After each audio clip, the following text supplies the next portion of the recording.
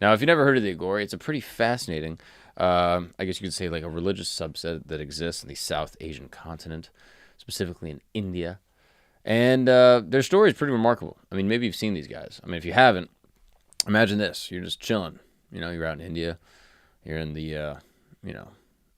an ancient little valley in Varanasi, which is like a small city in India.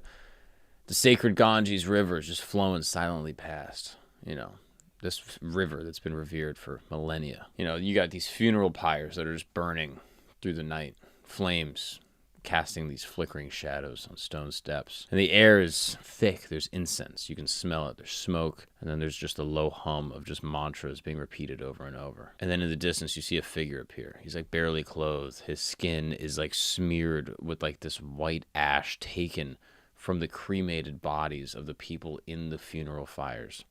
In his hand, he has a human skull, this ritual object that's central to the Aghori practice.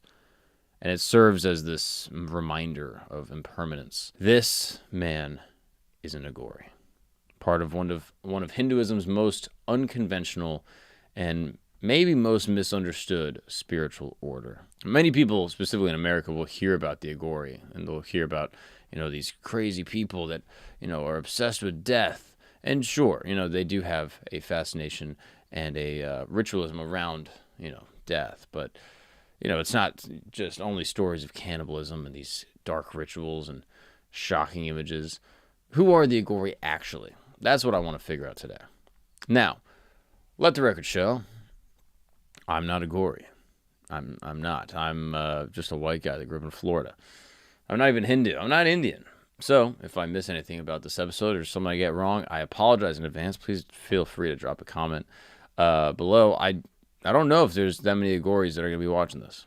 But if you guys are out there, shouts out to y'all, pouring out for the dead homies. And, let me know what you think. So, where do the Aghori come from? All right?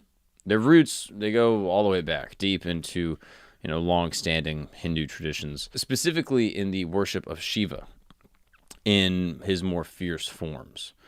So, we got to go back to the historical and spiritual paths that shape how this sect of people view the world. Now, of course, the dedication to Shiva, will make more sense in a little bit, but it's just important to remember, obviously, depending on the philosophy of Hinduism, Shiva is typically seen as the god of destruction and transformation.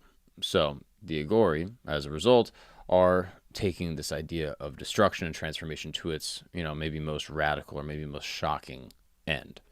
So the Aghori tradition becomes clear in the what they would refer to as the early modern period, basically like 17th century, 1600s, specifically in a city called Varanasi. And the tradition takes much of its inspiration from earlier Shiva-like sects, like the Kapalikas, who were known for meditating in cremation grounds and using human skulls as in their rituals. So both the Kapalikas and the Aghori revere Shiva, this fierce, transformative face of the divine, that's typically tied to destruction, and that through death comes new life. So the word Aghori itself comes from the Sanskrit word that means, or the word Aghora, which translates to not fearsome or not terrible. That's basically the close translation, like, nothing to be feared or something to that effect. And this reflects kind of the belief that they generally hold that nothing in existence is truly, worth being feared. Perhaps God itself, but there's nothing that's truly impure or truly dreadful because all things are expressions of the divine. So what others see as frightening, the Aghori see as sacred.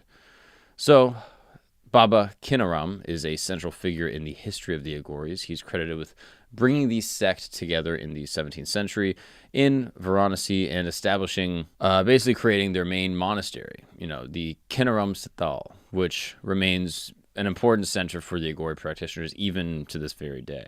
And his teachings continue to guide the Aghoris in their belief and their practices, and have been ever since, he kicked it all off. So, Kinaram's approach was pretty bold amongst, Hindu ascetics, and obviously there are many, the Aghori just being one of a couple. So while many sought some type of spiritual purity through discipline or fasting or strict dietary guidelines, he taught that true freedom comes from embracing all parts of life, birth, but also death, decay, and even some social taboos. So his philosophy combined the non-dualism of Advaita Vedanta with tantric practices, focusing on like unity that connects all the things. So the Aghoris have been deeply influenced by tantric traditions, specifically the left-hand path or the Vamakara, and this includes practices like eating meat or potentially drinking alcohol or holding ceremonies in these cremation grounds. So for the Aghoris, these are not acts of indulgence, but again, just spiritual exercises meant to break down social and mental barriers. So by putting yourself in these, socially impure situations, you're able to exercise your spirit. And we'll get more into what that really means. But throughout history, the Aghori have often been kind of pushed to the fringes of society because of the stuff that they did. I mean, to general society, this was crazy. So they have survived mainly on, in like these small little secluded communities near these cremation grounds and these pilgrimage sites, keeping their numbers pretty small and living apart from mainstream Hindu society.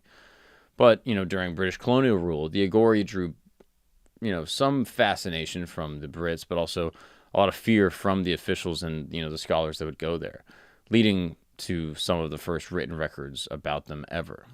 However, these accounts often focused on the shocking, more, radical parts of Aghori life, ignoring the philosophy that lies at the heart of the tradition.